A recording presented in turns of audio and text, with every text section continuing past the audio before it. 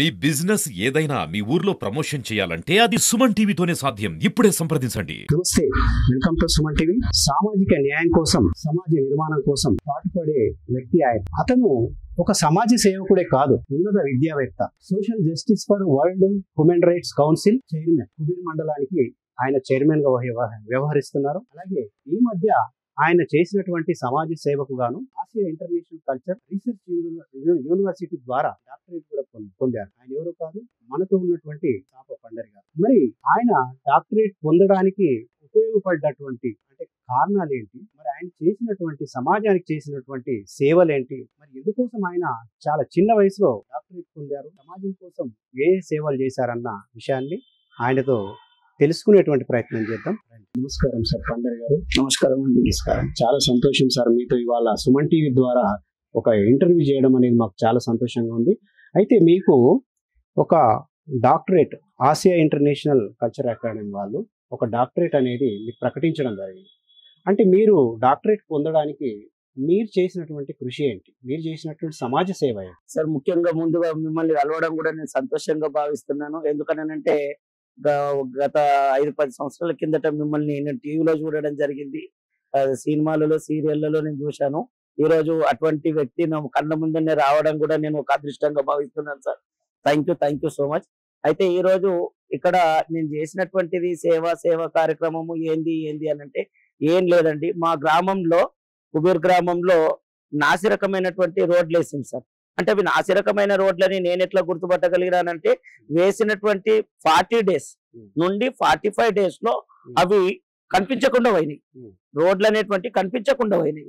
కనిపించకుండా పోయేసరికి నా మిత్రులు బైసక్ వచ్చిండు. అంటే ఏ రకంగా వర్షానికి అప్పుడు వర్షం కూడా పడ్డది సార్, వర్షం కూడా పడ్డది. అయితే వర్షం పడక ముందు వాళ్ళ యొక్క ఫ్లోరింగ్ కానీ ఏదైనా కానీ నాణ్యత ఉన్నట్టయితే సార్ 20 సంవత్సరాల కిందట వేసినటువంటి రోడ్లు ఇప్పటికీ కూడా చెక్కు చెదరకుండా ఉన్నాయి. మరి అప్పటి నుంచి వర్షాలు లేవా? 20 సంవత్సరాల నుండి ఉన్నాయి కదా. మరి 40 days లో పోవడం ఏంది? అయితే నా యొక్క ఫ్రెండ్స్ ఏం చేసిండ్రనంటే, అరే బైసలు ఉన్నవారా, మరి నిర్మల్ పోయేద్దాము అని అంటే సరే అని చెప్పేసి వస్తా అని చెప్పిన నిర్మల్ జిల్లా కలెక్టర్ ఆఫీస్కి వెళ్ళినాము. అక్కడ వెళ్ళిన తర్వాత తెలుగులో నువ్వు మంచిగా రాయగలుగుతావురా, తెలుగు లెక్చరర్వి కదా, నువ్వు మంచిగా నీట్ గా రాయరా, మరి ఈ యొక్క ఫండ్స్ అనేటువంటి ఆపేసి ఆ రోడ్లు అనేటువంటి డబ్బులు వేసేటట్లు చూద్దాము, ప్రయత్నం చేద్దాము అని అంటే సరే అని చెప్పి నేను రాసినాను, ఇచ్చినాను. ఇచ్చిన తర్వాత మొట్టమొదటిసారి మేము వెళ్ళింది ఎప్పుడు అని అంటే చూడండి, అంటే పోయిన సంవత్సరం 7వ నెలలో 31వ తారీఖున మేము అక్కడ వెళ్ళడం జరిగింది సార్. ఎక్కడికి? కలెక్టర్ ఆఫీస్ గారికి వెళ్ళి వినతి పత్రం అందించినాము. ఆ తర్వాత 1వసారి వెళ్ళినాము. ఇక తర్వాత 2వసారి 3వసారి అలా నేను ఎన్నోసార్లు వెళ్ళడం జరిగింది. నా మిత్రులు ఎవరు రాలేదు. ఊరు నుండి ఇంత ఫస్ట్ వచ్చిన వాళ్ళు రాలే. ఎవరు వచ్చినా రాకపోయినా పర్వాలేదు, నా ప్రయత్నం మాత్రం నేను మానుకోను. రాసింది లెటర్ నేను, వినతి పత్రం అందించింది నేను, సమస్యను ఆయనకు చూపించింది నేను. కాబట్టి నా వంతు ప్రయత్నంలో భాగంగా నేను తిరుగుతూనే ఉంటా. ఇది చేసిందాక వదలా అనేటటువంటి ఒక కఠోరమైనటువంటి నియమాన్ని నా మనసులో, సంకల్పాన్ని బలంగా మనసులో ఉంచుకున్న తర్వాత నేను తిరుగుతూనే ఉన్నా. ఎక్కడి వరకు తిరిగినానంటే జిల్లా కలెక్టర్ దగ్గరికి 3 సార్లు వెళ్ళినా, DRDA దగ్గరికి వెళ్ళినా, ఏఈ దగ్గరికి, డిఈ దగ్గరికి, ఎగ్జిక్యూటివ్ ఇంజనీర్ అనేటువంటి జిల్లా స్థాయి ఇంజనీర్ అధికారుల దగ్గర వరకు వెళ్ళి మొత్తానికల్లా మీరు మా గ్రామానికి విచ్చేసి ఆ రోడ్లు అనేటువంటి ఎంతవరకు నాణ్యతగా ఉన్నాయి అనేటటువంటి టెస్ట్ చేయండి. టెస్ట్ చేసిన తర్వాత ఒకవేళ నాణ్యతగా ఉన్నాయంటే వాళ్ళ నిధులు వాళ్ళకు మంజూరు చేసేయండి. లేదు అని అనుకుంటే మాత్రము క్వాలిటీ కంట్రోల్ మిషన్ ద్వారా నాణ్యత లేవు అని బయటపడితే మాత్రం ఆ నిధులను ఆపేయండి అని వాళ్ళ చుట్టూ నేను తిరగడమే జరిగింది సార్. 3 నెలలు తిరిగినాను. తిరిగిన తర్వాత నాకు ఒకరిద్దరు నాయకులు అన్నారు అన్నట్టు, పండరి నువ్వు ఏం చేయలేవు, మా వెంట్రకు కూడా వీకలేవు. ఎందుకనంటే మా యొక్క ఎమ్మెల్యే, మా యొక్క మంత్రి గారు, మా యొక్క ప్రభుత్వం మాది, నువ్వు ఏం చేయలేవు, వెంట్ర కూడా వీకలేవు అని అన్నారు. మరి ఆ మాటలు మాట్లాడద్దో నాకు తెలియదు, కానీ నేను ఆ రోజు డైరెక్ట్ చెప్పిన, ఏదైతే మీరు అన్నారో మీ అన్న మాటలే స్ఫూర్తిగా తీసుకుంటా. ఏదైతే వెంట్రుక వీకలేదని అన్నటువంటి మిమ్మల్ని ఒక బాయిలర్ కోడిని గరం నీళ్ళకి తీస్తే, వేడి నీళ్ళకి తీస్తే ఎలా అయితే ఊరుతుందో చర్మం, అలా చేసి చూపిస్తా, నా వంతు ప్రయత్నం చేస్తానన్న. ఆ విధంగా అన్న అన్నదానికి ఎవరైతే రోడ్లు వేసిండ్రో వాళ్ళని ఆ విధంగా అన్న చేసి చూపించిన. సాపా పండరి గారు, సరే ఇదంతా ఓకే, బట్ అంటే మీకు సమాజ సేవ చేయాలి అంటే సమాజంలో జరుగుతున్నటువంటి అన్యాయాలను ఎత్తి చూపాలి, ఇట్లాంటి ఆలోచన ఎప్పటి నుంచి వచ్చింది? అసలు మీరు చదువుకున్నటువంటి చదువుకి మీరు చేస్తున్నటువంటి కార్యక్రమాలకు పొంతన లేదు. యాక్చువల్లీ మీరు ఒక అధ్యాపకులు, టీచర్, లెక్చరర్. మరి అందరు చాలా మంది సమాజంలో మాకేం అంటే ఏం జరిగితే మాకెందుకు, ఇవన్నీ ఈ రకంగా ఆలోచించేటువంటి ఉన్నటువంటి సమాజం లోపల మీకే ఎందుకు ఇట్లాంటి నాసిరకమైనటువంటి రోడ్లు చూసినప్పుడు కానీ ఇట్లాంటివి చూసినప్పుడు మీకు ఎందుకు స్పందన కలుగుతుంది? అంటే మీరు ఎందుకు వీటి మీద ప్రశ్నించాలని చెప్పి అనుకుంటున్నారు? సరే, సేవా కార్యక్రమాల దృష్టి ఎందుకు మలిగింది అని అంటే ముఖ్యంగా చెప్పుకోవాలంటే సార్, నేను MA Telugu, BEd, Telugu pandit, BEd అనేటటువంటి చదువులు చదువుకున్నా. 18 సంవత్సరాలు లెక్చరర్ చేసిన. బోధన్, నిజామాబాద్, మెట్పల్లి, నందిపేట్, ఆర్మూర్ వంటి పట్టణాలలో లెక్చరర్ చేసిన.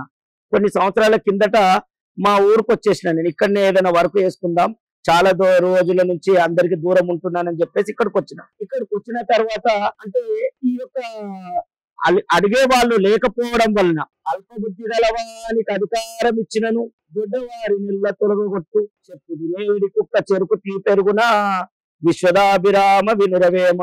అల్పబుద్ధి గలవాడికి అధికారం ఇచ్చినట్టయితే మంచి వాళ్ళని సైతం ఊళ్ళో నుంచి బయటకు పంపించేస్తారు. కాబట్టి ఈ చెప్పు తినేడు కుక్కకు చెరుకు తీపి తాగు, సమ్మరవు ఇప్పుడు చెరుకు తీపి తాగు, ఎండాకాలము అని అంటే తాగుతుందా? తాగది, దానికి కావాలనే చెప్పు. అదే విధంగా ఈ అల్పబుద్ధి కలిగినటువంటి వాళ్ళు అధికారం అనేటువంటిది ఇవ్వగానే రాగానే పనులు అనేటువంటి సరిగ్గా చేయలేకపోవడం అనేటువంటి దాన్ని నేను గుర్తించిన. చదువుకున్నటువంటి నేనే క్వశ్చన్ చేయలేకపోయినట్టయితే ఎవరు అందరూ నాకేంటి నాకేంటి నాకేంటి అని అనుకున్న తర్వాత సొసైటీకి ఎవరు సేవ చెయ్యాలా, సమాజానికి ఎవరు బాగుపరచాలా? కాబట్టి నేను ఎందుకు చెయ్యొద్దు, ఎవరు చెయ్యరు, ఎవరు చెయ్యరా అని క్వశ్చన్ వేయడం ఎందుకు, నేనే ఎందుకు చెయ్యొద్దు అనేటటువంటి ఆలోచనతో నేనే స్టార్ట్ చేసినాను సార్. అయితే మీరు సమాజ కార్యక్రమం అంటే ఈ సమాజం కోసం మీరు ఇట్లాంటి ప్రశ్నలు లేవనెత్తినప్పుడు కొన్ని అంటే పనులు నాసిక రకమైనటువంటి పనులు జరుగుతున్నాయని చెప్పి మీరు అధికారుల దృష్టికి తీసుకెళ్ళినప్పుడు నాయకుల వద్ద నుంచి కానీ అధికారుల వద్ద నుంచి కానీ మీకు ఎటువంటి ఒత్తిడి ఉంది? మరి మీరు ఏ రకంగా వాటిని ఎదుర్కోవడం జరిగింది? ఒత్తిడి అనేటువంటిది ఉంటది సార్, ఒత్తిడి అనేటువంటిది ఉంటది అనేటువంటిది తెలిసే దిగినాను రంగంలో. ఎందుకనంటే కథలని బొమ్మకు సంగీతం నేర్పించలేము, మారని మనుషులకు బుద్ధి మార్చడము కష్టము. నేను ఎందుకు ప్రయత్నం చేయొద్దు? నేనైతే కదిలే మనిషినే కదా, నేను జీవోత్సవాన్ని కాదు కదా, మరి నేను ఎందుకు క్వశ్చన్ చేయొద్దు? ప్రశ్నించేటటువంటి హక్కు మన అందరికి ఉంది కదా, ప్రశ్నిద్దాం, సమాధానాన్ని సాధిద్దాం, సమస్యను పరిష్కరిద్దాం. ఎందుకు సాధించలేం? ఇంత చదువులు చదువుకున్నది దేనికోసం? కేవలం నా యొక్క కుటుంబ పోషణ కోసమేనా ఈ యొక్క చదువు ఉపయోగపడేది? సమాజానికి ఉపయోగపడవద్దా? ఇన్ని చదువులు చదివి ఇన్ని డిగ్రీలు చదివినటువంటి నేను ఇవాళ కేవలం నా ఇంటిని పోషించుకోవడం కోసమేనా అనేటటువంటి ఆలోచన నా లోపల నాది నేనే రేకెత్తించుకున్నా. ఖచ్చితంగా సమాజానికి ఏదో ఒకటి చేసి చూపెట్టాలని బలంగా నమ్ముకున్నా. ఆ క్వాలిటీ కంట్రోల్ మిషన్ రావడం జరిగింది. 5 రోడ్లు నాణ్యత లేనివనేటువంటిది నిరూపించడం జరిగింది, డబుల్ రోడ్లు వేయించడం జరిగింది. ఇప్పుడు మీరు నిరూపించారు నాణ్యత లేదు రోడ్లకు అని చెప్పి మీరు నిరూపించారు. ఆ మిషన్ ద్వారా కూడా మీకు అధికారుల దృష్టికి తీసుకెళ్ళినప్పుడు మరి మీరు అంటే వాళ్ళు ఏ విధంగా వాళ్ళు ఒప్పుకున్నారు? అంటే బాండ్ పేపర్ రాసిచ్చారని చెప్పి ఒక విషయం మాకు తెలిసింది. అయితే ఇది నాసిరకమైనటువంటి పనులే మేము చేశాము అని ఒక బాండ్ పేపర్ మీకు రాసిచ్చినట్టుగా సమాచారం. అది ఎంతవరకు కరెక్ట్ అంటారు? వాస్తవం ఇదేనండి బాండ్ పేపరు. ఎందుకంటే వాళ్ళు చేసినటువంటి తప్పులను నేను కమిషనర్ దగ్గరికి వెళ్తానని కమిషనర్ దగ్గరికి కూడా వెళ్ళడం జరిగింది. కమిషనర్ దగ్గరికి వెళ్ళిన తర్వాత అక్కడ వెళ్ళేసరికి ఇక్కడ ఉన్నటువంటి ప్రభుత్వ అధికారులు కావచ్చు, ప్రజల చేత ఎన్నుకోబడినటువంటి నాయకులు కావచ్చు, లేదా కాంట్రాక్టర్స్ కావచ్చు, వీడు కమిషనర్ దాకానే పోయిండు, ఏ విధంగా అయినా చెప్పి వీళ్ళు కుబురుకైతే పట్టుకురావాలా, కుబురుకు అనేటువంటిది పట్టుకొచ్చి సమస్యను పరిష్కరించుకోవాలనేటువంటి ఆలోచన వాళ్ళకి వచ్చేసింది. ముందు ఏం బీకలేదని అన్నటువంటి వాళ్ళు వీడు నిజంగానే మనకు బోర్తో సహా వీకగలుగుతాడు అన్నటువంటి భావన వాళ్ళకి వచ్చింది. వచ్చిన తర్వాత ఏం చేసిందంటే పొద్దున నేను 9 గంటలకు వెళ్ళిపోయినా. నేను వెళ్ళిపోయిన తర్వాత నాకు ఫోన్ చేస్తే సాయంత్రం 4 గంటలకల్లా నేను ఒప్పుకున్నాను. ఏమని మా ఊళ్ళో నాకు కావాల్సినటువంటి నేను నమ్ముకున్నటువంటి మన అని అనుకునేటటువంటి ఒక మనిషి దగ్గరికి వాళ్ళు వెళ్ళిండ్రు. ఆయనను వెళ్ళి బతిలాడిండ్రు. నువ్వు చెప్తే గాని ఆయన వినే రకం కాదు అతను. కాబట్టి ఆయన ఏమని వేసి కమిషనర్ కు లెటర్ ఇవ్వకుండా ఇక్కడికి రప్పియండి.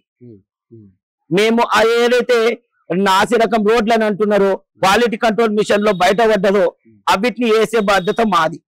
మీకు కావాలంటే ఏ రూపంలో కావాలనంటే ఆ రూపంలో మేము షూరిటీ ఇస్తాము. కానీ ఆయనను ఒప్పించి ముందు ఆయన ట్రైన్ ఎక్కించండి. ఒకవేళ డబ్బు ఇచ్చేటువంటి ప్రయత్నాలు ఏమైనా చేశారా? మిమ్మల్ని మభ్య పెట్టడానికి డబ్బులు ఇచ్చి అంటే చాటుగా వ్యవహారం చేసేటువంటి ప్రయత్నాలు ఏమైనా జరిగినాయి? జరిగినాయి సార్, జరిగినాయి. కాబట్టి ఇప్పటికీ కూడా కొన్ని రూమర్స్ అనేటువంటి వస్తా ఉంటాయి. కాబట్టి 2 పెన్ డ్రైవ్లు ఇక్కడ ఉన్నాయి, మరొక పెన్ డ్రైవ్ కుబీర్ లో ఉంది. ప్రతిదాన్ని కూడా నేను వీడియో రూపంలో నేను జాగ్రత్తగా ఉంచుకున్నా. ఎవరిచ్చిళ్ళు, ఎవరు తీసుకున్నారు, ఎవరు మాట్లాడిండ్రు, ఎందుకు మాట్లాడిండ్రు. నేను ఒకవేళ ఇప్పటికీ కూడా డబ్బులు తీసుకున్నాడు. మరి డబ్బులు తీసుకున్నా కదా, నేను ఎందుకు వేసిండు 2వసారి రోడ్లు? శ్మశాన వాటిక ఎందుకోసం చేసిండు? చేయద్దు కదా, నేను డబ్బులు తీసుకున్నా కదా.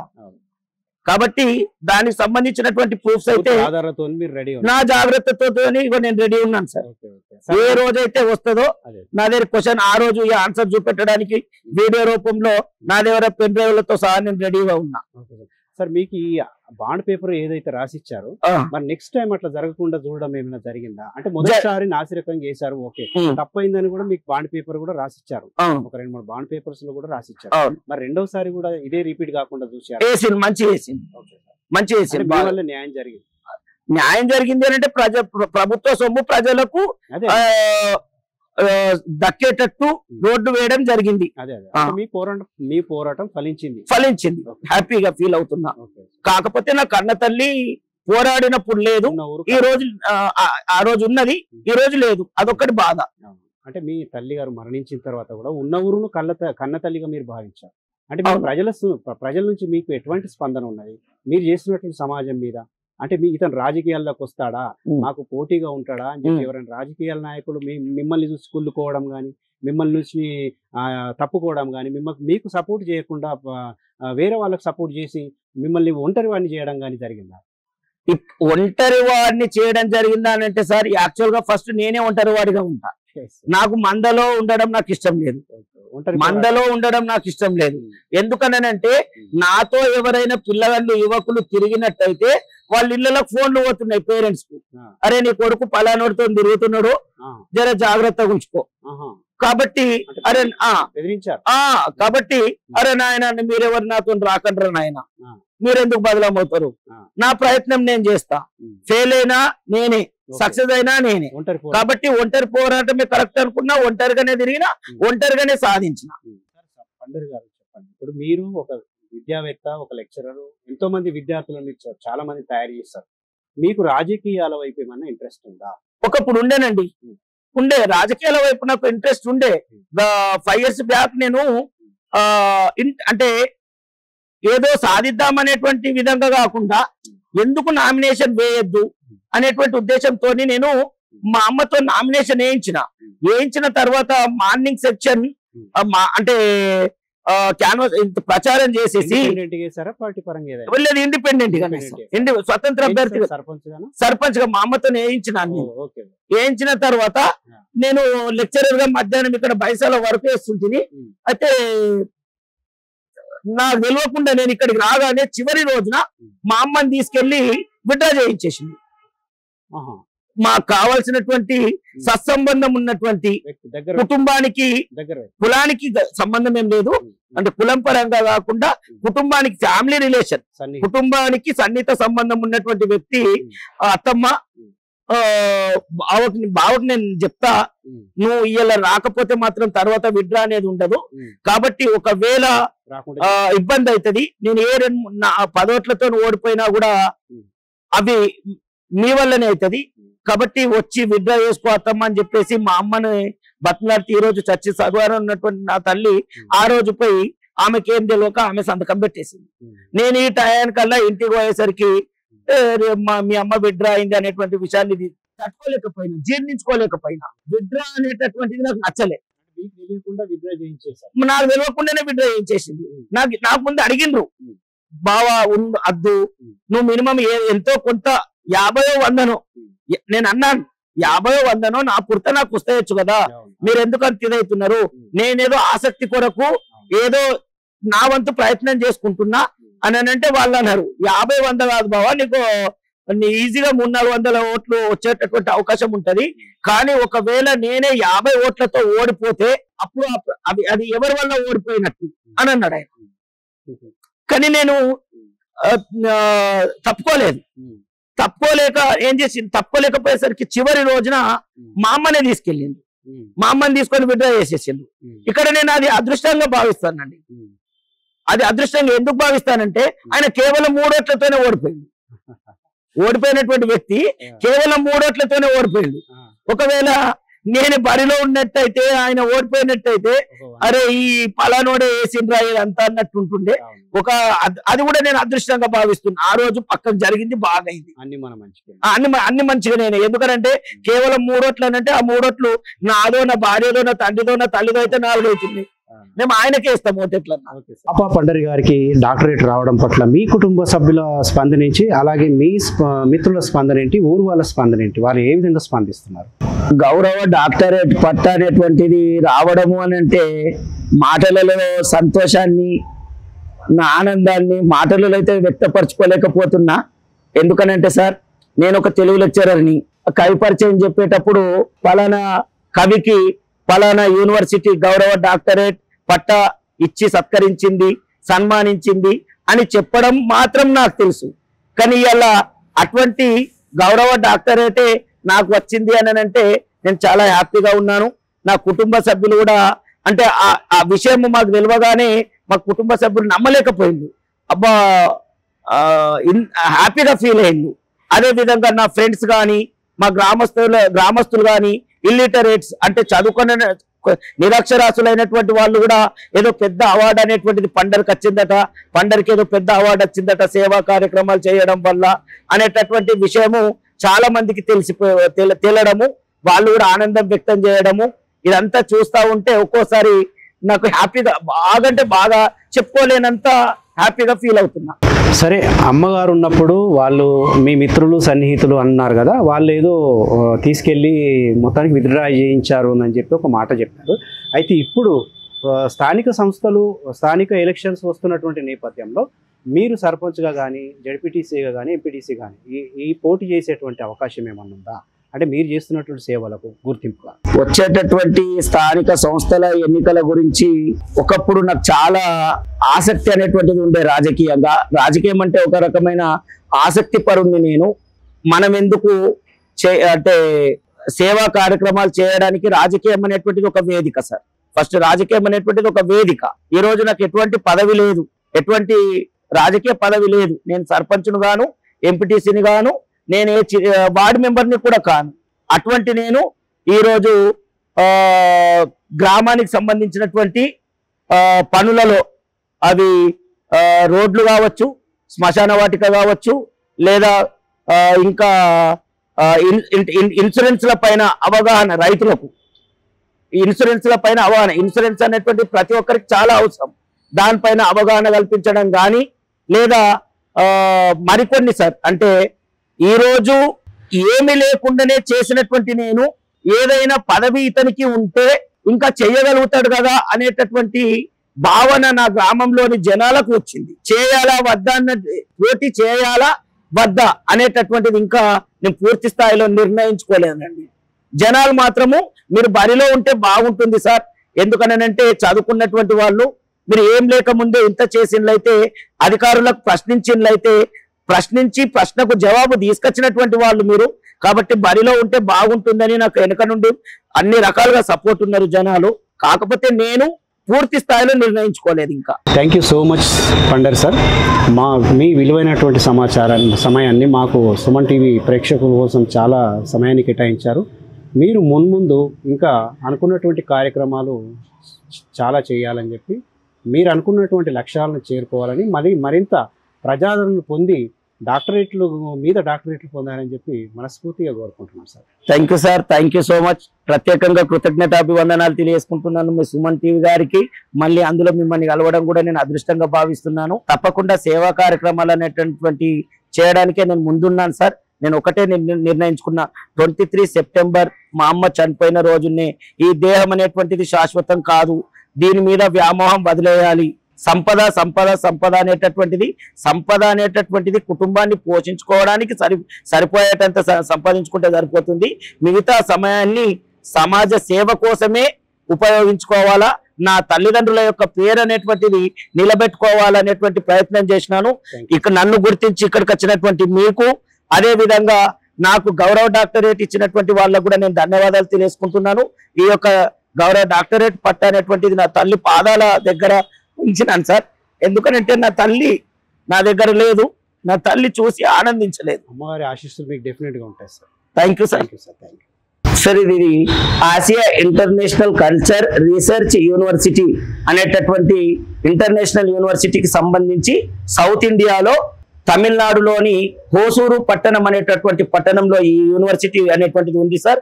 మనకు హానరరీ డాక్టరేట్ అవార్డ్ అనేటువంటి పేరుతో మనకు ఈ యొక్క గౌరవ డాక్టరేట్ పట్ట అనేటువంటిది ఇవ్వడం జరిగింది. ఈ యొక్క మనకు రికగ్నైజ్ నంబర్ కూడా ఇవ్వడం జరిగింది సార్. ఎవరన్నా అంటే ఈ యొక్క సోషల్ సర్వీస్ నందు ఈ యొక్క గౌరవ డాక్టరేట్ పట్ట అనేటువంటిది మనకు ఇవ్వడం జరిగింది. దీనికి సంబంధించి అనుమానం ఉన్నటువంటి వాళ్ళు కూడా మనం ఏదన్నా అంటే ఈ రోజులలో ప్రతిదానికి ఎవరు నమ్ముకోలేకపోతున్నారు కాబట్టి ఏదైతే మనకు రికగ్నైజ్ నంబర్ ఉన్నదో సార్, ఆ నంబర్ అనేటువంటిది ఆన్లైన్ లో చెక్ చేసుకుంటే మన యొక్క పూర్తి వివరాలు అనేటువంటి బయట పడతాయండి. ఇది గౌరవ డాక్టరేట్ సర్టిఫికెట్.